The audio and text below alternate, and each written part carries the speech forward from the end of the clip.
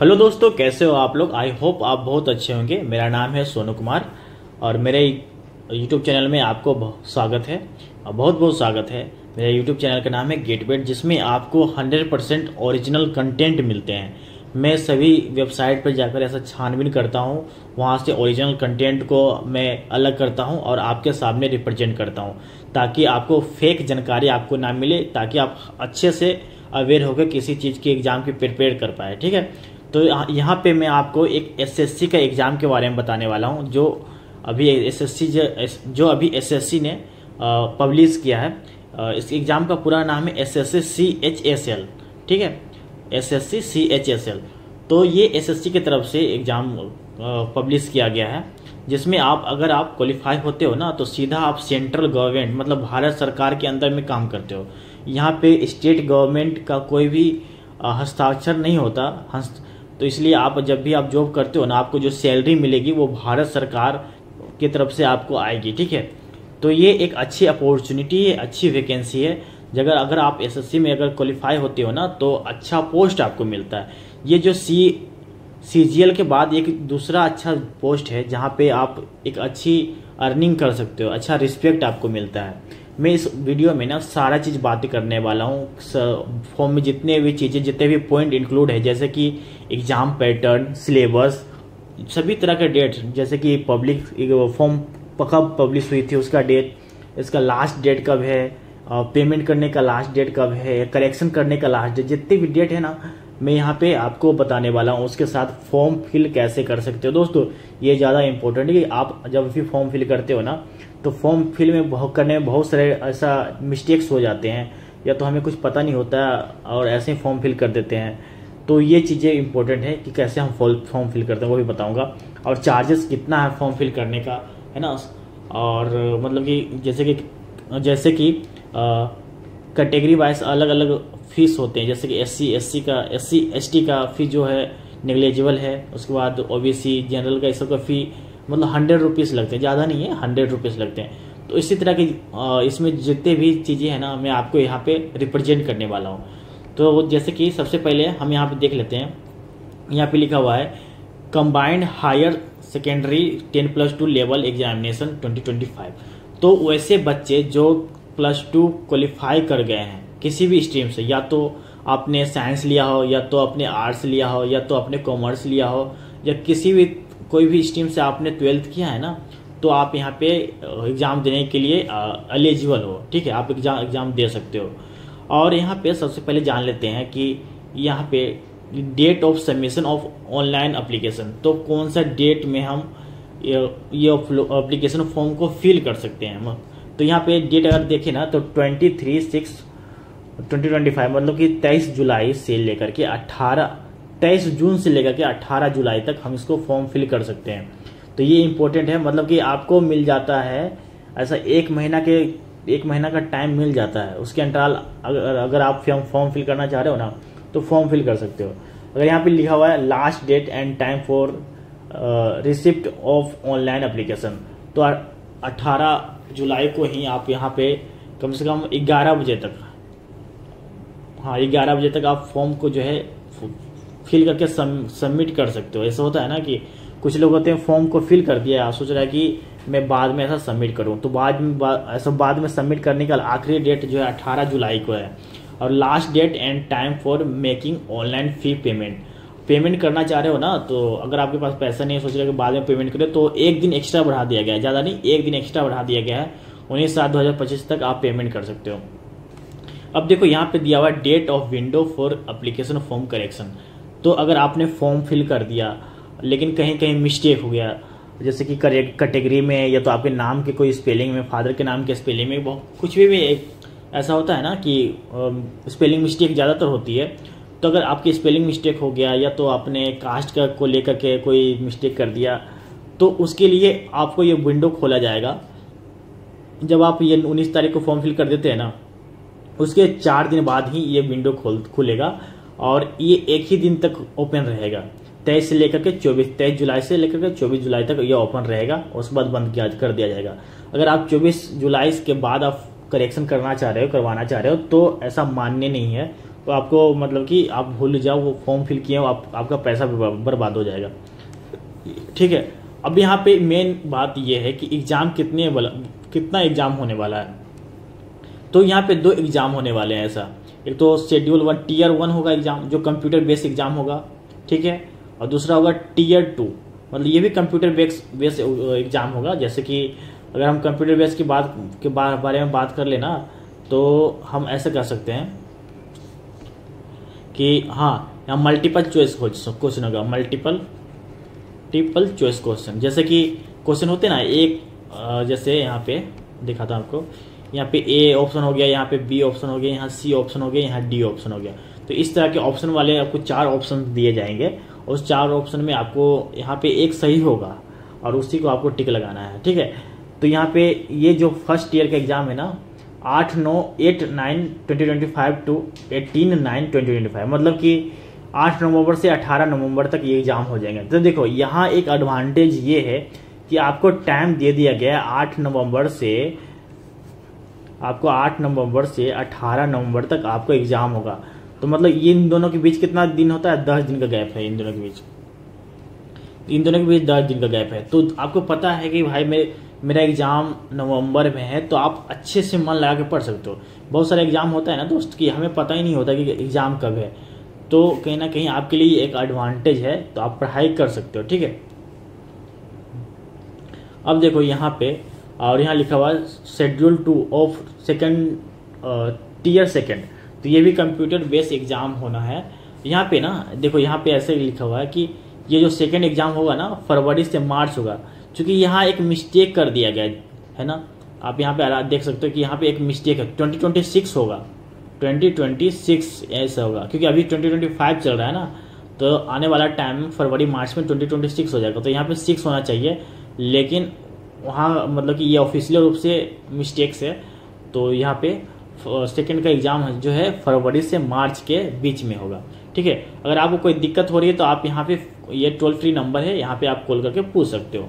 अब देखो चीज़ें यहाँ पे कि जब आप ज्वाइन करते हो ना, तो आपको कितना सैलरी मिलता है, कौन कौन से पोस्ट के लिए कितना सैलरी मिलता है। तो यहाँ पे ऐसा 3 तरह के पोस्ट अवेलेबल हैं। पहला है लोअर डिवीजन क्लर्क, LDC, है ना, इसे जूनियर असिस्टेंट भी बोलते हैं, मतलब कि जूनियर सेक्रेटरीट असिस्टेंट, JSA भी एक पोस्ट लेवल है। मतलब दोनों का LDC और JSA, ये दोनों का जो पोस्ट है ना सेम लेवल का है। और इसमें जो है आपको जो पेमेंट मिलने वाला है ना, वो लेवल 2 का ही पेमेंट मिलेगा, जो 19,000 से लेकर के 63,000 तक मतलब कि मिलेगा। ये बेसिक सैलरी है। मैं हमेशा अपने वीडियो में बताता हूँ कि ये जो लिखा होता है ना भाई, वो हमेशा बेसिक सैलरी लिखा होता है। इसमें बहुत सारे अलावेंस ऐड होते हैं। ठीक है, अलावेंस मतलब कि हाउस रेंट, और उसके बाद ट्रैवल अलावेंस, और उसके अलावा कार के अलावेंस। आपको मतलब कि कहीं इधर उधर मूव करोगे ना, तो वो आपको डीजल देते हैं। आप अपना कार खरीद सकते हो, लेकिन वो आपको इधर उधर आने जाने के लिए ऐसा डीजल मिलता है। तो डीजल मतलब कि आपको पर किलोमीटर का कितना आपका डीजल लग रहा है ना, उसके हिसाब से आपको पैसा मिल जाता है। ये है। अब देखो ये दूसरा पोस्ट है डाटा एंट्री ऑपरेटर, DEO। इसका जो है पे लेवल है 44, मतलब कि 4 पे लेवल के हिसाब से आपको पेमेंट मिलती है, जिसका जो है 25,000 से 81,000 रुपये आपको पर मंथ मिलता है भाई। 25,000 से 81,000। देखो ये जो है ना, ये जो 25,000 से 81,000 जो है ना, ये ऐसा है कि अगर आप 25,000 रुपया बेसिक सैलरी से ज्वाइन होते हो, तो आपको इसी पोस्ट के लिए आने वाले जब आप रिटायर भी होगे ना, तो उस समय आपको 81,000 रुपया पर मंथ आपको मिलेगा। लेकिन ऐसा नहीं होता, क्योंकि आप एक पोस्ट मतलब कि आप लोअर पोस्ट पे आपने ज्वाइन किया, ठीक है, उसके बाद ज्वाइन काम करते करते आपको थोड़ा हायर पोस्ट पे डाल दिया जाता है, फिर उसके बाद आपको हायर पोस्ट पे डाल दिया जाता है। ऐसे से आपका रैंक बढ़ते रहता है। ये जो है ना पे स्केल, ये 25,000 से 81,000 का जो पे स्केल है, वो मतलब कि अगर आपने इस पोस्ट पे लोअर पोस्ट पे ज्वाइन किया है और उसके बाद लोअर पोस्ट पे ही रिटायर हुए, तब ये जो पेमेंट आपके लिए लागू होगा, समझे ना। लेकिन एक बार जब ज्वाइन होता है ना, तो हमेशा वो आगे बढ़ते रहता है, उसे प्रमोशन मिलते रहता है कि नहीं। हाँ, और फिर ये भी है, एक है डाटा एंट्री ऑपरेटर। तो डाटा एंट्री ऑपरेटर के लिए भी ग्रेड A का जॉब है, ये 25,000 से 81,000, इसका भी सेम पेमेंट है। ठीक है, अब ये तो चलो ठीक है। अब वैकेंसी की बात कर ले, कितना टोटल नंबर ऑफ वैकेंसी भाई, तो टोटल नंबर ऑफ वैकेंसी 3131 पूरा ऑल इंडिया में 3131 ही है भाई, मतलब कि 3000 के करीब ही वैकेंसी है। और फॉर्म भरने वाले भाई मतलब कि 5 लाख 10 लाख से ऊपर ही हो गए फॉर्म भरने वाले, क्योंकि भाई अभी का टाइम में ना जॉब मिलना बहुत ज़्यादा मुश्किल हो गया है। मैं भी ऐसा, जब मुझे जॉब नहीं लगी थी तो मैं भी ऐसा सोच रहा था कि कब ना किसी तरह जॉब लग जाए, किसी तरह जॉब लग जाए। प्राइवेट जॉब में भी अगर आप ऐसा ज्वाइन करना चाह रहे हो ना, तो उसमें सैलरी एकदम कम मिलेगा और उसके बाद काम बहुत ज़्यादा करवाएगा, और उसके बाद सैलरी भी जो देगा ना दोस्त, वो आपको मान ले कि अगर आपने इस महीना काम किया तो अगले महीना के 10 से 15 तारीख को देगा। ये ऐसा 10 से 15 तारीख होता है, लेकिन वो फिर भी आपको घसीट के 25 तारीख को अगले मंथ का लेके जाएगा। ऐसा इस मंथ आपने काम किया, उसका सैलरी जो आपको नेक्स्ट मंथ 25 नेक्स्ट जो मंथ का 25 जो है ना तारीख, उसमें आपको सैलरी देते हैं। ऐसे करते हैं कंपनी वाले। तो कहीं ना कहीं आप गवर्नमेंट जॉब आपके लिए बहुत ज़्यादा ज़रूरी है। आप ऐसा पढ़ाई करो और उसके बाद क्रैक करो कोई गवर्नमेंट जॉब, ताकि आपको जो आपकी लाइफ स्टाइल चेंज हो पाए, है कि नहीं। अब हम आगे कुछ देख लेते हैं बहुत जो इम्पोर्टेंट हमारे लिए है, कि हमारा सिलेबस क्या होने वाला है, एग्ज़ाम का पैटर्न क्या होने वाला है, ये सारी चीज़ें इंपॉर्टेंट है हमारे लिए। तो आगे हम देख लेते हैं, क्योंकि इसमें ना 89 पेज है। तो अभी मैंने कुछ ऐसा जो हाईलाइट करके रखा कि कैसे कैसे हमें क्या क्या हमारे लिए ज़्यादा इंपॉर्टेंट, जो हमारे लिए ज़्यादा इंपॉर्टेंट है ना, वो उसे हम हाईलाइट करके रखे हुए। जैसे अगर आप यहाँ पढ़ोगे ना, तो हाउ टू अप्लाई, हम कैसे अप्लाई कर सकते हो, तो इस सेक्शन को आप पढ़ोगे ना तो आप आसानी से जान जाओगे कि हमें कोई दिक्कत ना हो। एक बार पढ़ लेना, ये बहुत ज़्यादा ज़रूरी चीज़ है। अगर आप फॉर्म अप्लाई करते रहते हो तो आप ऐसा पढ़ने की ज़रूरत नहीं है, लेकिन अगर कहीं आप फंस जाते हो ना, तो एक बार इसे ओवरव्यू कर लेना, ताकि आपका फॉर्म अच्छे से भरा पाए, आप कोई मिस्टेक ना हो जाए, है कि नहीं। ये चीज़ है। अब इसके आगे चलते हैं। तो हाँ, ये इम्पोर्टेंट है, मैंने बताया था ना, एप्लीकेशन फ़ी पेमेंट, ये ज़्यादा इम्पोर्टेंट है, क्योंकि अगर आप पेमेंट नहीं करोगे ना, तो आपको जो है एप्लीकेशन फॉर्म सबमिशन होगा ही नहीं। तो यहाँ जो है इसका फ़ी जो है 100 रुपीज़ है, मतलब 100 रुपया है। वो भी यहाँ पे मतलब कि ऐसा नॉर्मल पीपल के लिए, जैसे कि जनरल से बिलोंग करते हो, ओबीसी से बिलोंग करते हो, तो आपके लिए 100 रुपीज़ है। अगर आप लेडीज़ हो, या तो आप SC ST से बिलोंग करते हो, या तो आप विकलांग हो, या तो आप रिटायर्ड सर्विसमैन के फैमिली से आते हो, तो आपको कोई भी फी नहीं लगना। ये 100 रुपये ज़्यादा नहीं होता दोस्त, 100 रुपये ज़्यादा नहीं होता। आप ऐसा फॉर्म फिल करना चाहो तो भर सकते हो, ठीक है। और ये पेमेंट जो है ना, आप ऑनलाइन मोड से, उसके बाद या तो आप रुपे कार्ड से, डेबिट कार्ड से, क्रेडिट कार्ड से, जैसे भी आपको UPI से भी करना चाहो तो कर सकते हो। ये चीज़ें हैं यहाँ पे। उसके बाद यहाँ पे जैसे देखिए, अगर आप फॉर्म फिल कर देते हैं ना, तो यहाँ पे बहुत सारे सिटीज़ हैं जहाँ पे एग्ज़ाम कंडक्ट करवाए जाएंगे। तो यदि आप अब यहाँ जो मतलब इसे रीजन वाइज डिवाइड कर दिया गया है, ऐसा डिस्ट्रिक्ट वाइज डिवाइड नहीं किया गया है, रीजन वाइज डिवाइड किया गया। जैसे सेंट्रल रीजन वाइज डिवाइड किया, जैसे सेंट्रल रीजन में बिहार और उत्तर प्रदेश आता है। तो यहाँ जैसे कि भागलपुर, मुजफ्फरपुर, पटना, गया, आगरा, बरेली, गोरखपुर, झांसी, कानपुर, लखनऊ, मेरठ, प्रयागराज, वाराणसी, इन सारे एरिया में एग्जाम कंडक्ट करवाए जाएंगे। तो अगर आप जिसके नज़दीक आप रहते हो ना, जिस शहर के नज़दीक रहते हो, उस शहर को आप सिलेक्ट कर लीजिए। उसके बाद आप वहीं पे एग्ज़ाम दे दीजिएगा। नहीं तो फिर आपको जाना पड़ेगा काफ़ी दूर, आने जाने का खर्चा, आप उसके बाद टाइम भी तो मरता है ना, वो सारी चीज़ें। तो यहाँ पे देख लीजिए आप कौन सी सिटी में रहते हैं ना, वहाँ पे आप सिलेक्ट कर लीजिएगा एक बार देख करके, ठीक है। एक बार उसके बाद हम आगे बढ़ते हैं। आगे भी ज़्यादा हमारे लिए बहुत ज़्यादा इंपॉर्टेंट है, ठीक है।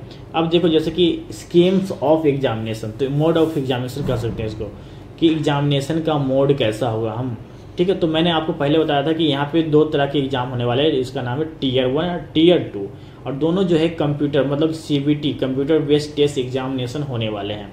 देखो, और देखो यहाँ पे लिखा हुआ है marks score bye candidate in CBT CBE if conduct is multiple shift will be normalized by the procedure published by the commission wide notice.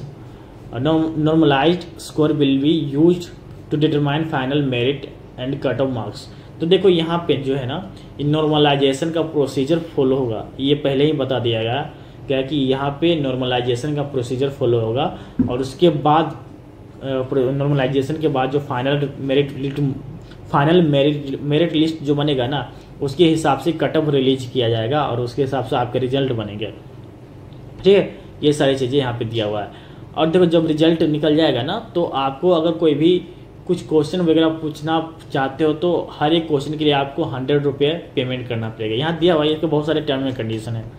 अब यहाँ पे सब्जेक्ट की बात कर लेना, तो पहले तो टीयर 1 की बात करते हैं। टीयर 1 में ना तो ऐसा टीयर 1 में ऐसा 4 पार्ट में डिवाइड कर दिया गया है टीयर 1 को। जैसे कि इंग्लिश का अलग पार्ट है, जनरल इंटेलिजेंस का, जीके का अलग पार्ट है, उसके बाद एप्टीट्यूड का अलग पार्ट है, उसके बाद जनरल अवेयरनेस का अलग पार्ट है। इंग्लिश सभी का ना 25-25 क्वेश्चन आएंगे, सभी में 25, मतलब 25-25-25-25 टोटल आपको 100 क्वेश्चन पूछा जाएगा। इसमें आपको टोटल 100 क्वेश्चन पूछा जाएगा। टोटल इसमें आपको क्या है 60 मिनट का, मतलब कि 1 घंटे का एग्जाम होगा। तो आपको कह सकते हो कि 1 घंटे के एग्जाम में 100 क्वेश्चन पूछा जाएगा। और एक क्वेश्चन जो है ना आपके लिए 2 नंबर का होगा, एक क्वेश्चन 2 नंबर का। तो कह सकते हो कि 200 मार्क्स के एग्जाम्स होंगे, 200 मार्क्स का एग्जाम्स होगा, 200 मार्क्स का एग्जाम्स होगा। ठीक है, उसमें 100 क्वेश्चंस होंगे और 60 मिनट टाइम होगा। तो आप इसमें क्या कर सकते हो ना, पहले से आप टेस्ट सीरीज देते रहिए ताकि आपका टाइम मैनेजमेंट हो पाए, और उसके बाद आप आराम से एग्जाम को क्वालिफाई कर सकते हैं। ठीक है, जब आप टीयर 1 क्वालिफाई कर लेते हैं ना, तो आपको बोला जाता है कि टीयर 2 के लिए पार्टिसिपेट करने के लिए बोला जाता है।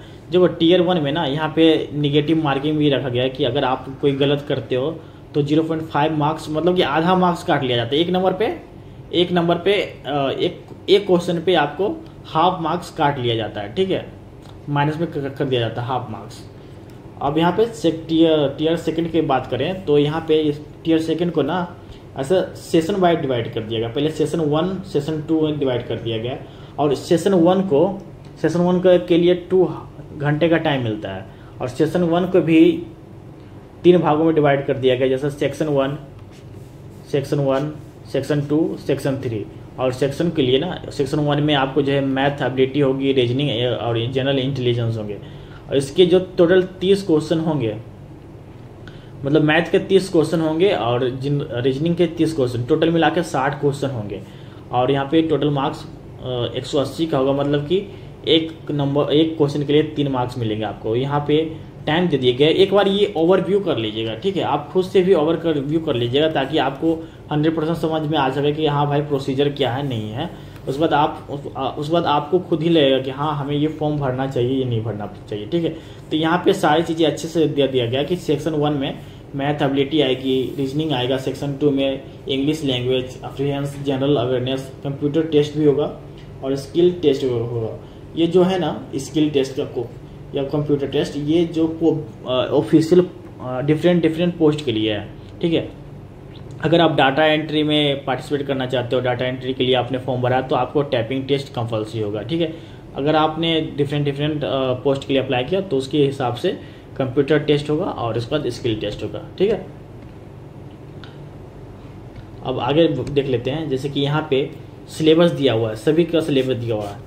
यहाँ पे आप एक बार इसे पढ़ लीजिएगा, मैं ये PDF अपने डिस्क्रिप्शन में लगा दूंगा, आप इसे एक बार ओवरव्यू करके पढ़ लीजिएगा। ठीक है, और बाद अगर आपको लगे कि हाँ भाई एग्जाम को क्वालिफाई कर सकते हैं, निकाल सकते हैं, तो आप आराम से इसे एग्जाम को निकाल सकते हैं। आप एक बार एक टेस्ट सीरीज ले लीजिए, किसी भी प्लेटफॉर्म से, ऑनलाइन प्लेटफॉर्म से टेस्ट सीरीज ले लीजिए और उस दिन टेस्ट सीरीज देते रहिए ताकि आपका जो है रिवीजन होते रहे और उसके बाद आपका कॉन्सेप्ट स्ट्रॉन्ग बन जाए। ठीक है, आई होप दोस्तों आपको सारी चीज़ें समझ में आ गई होगी। इतना ही था, और इससे मतलब कि पेज तो बहुत सारे हैं, लेकिन हमारे लिए इम्पोर्टेंट इन्फॉर्मेशन जो भी था मैंने आपको यहाँ पे बता दिया हूँ। अगर आपको लगता है कि हाँ हमें जो फॉर्म भरना चाहिए तो फॉर्म भरिए, क्योंकि इसका प्राइस ज़्यादा नहीं है, 100 रुपीज़ से 100 रुपीज़ खा के ऐसे ही मतलब पचा जाते हैं ना, किसी को ऐसे ही दे देते हैं।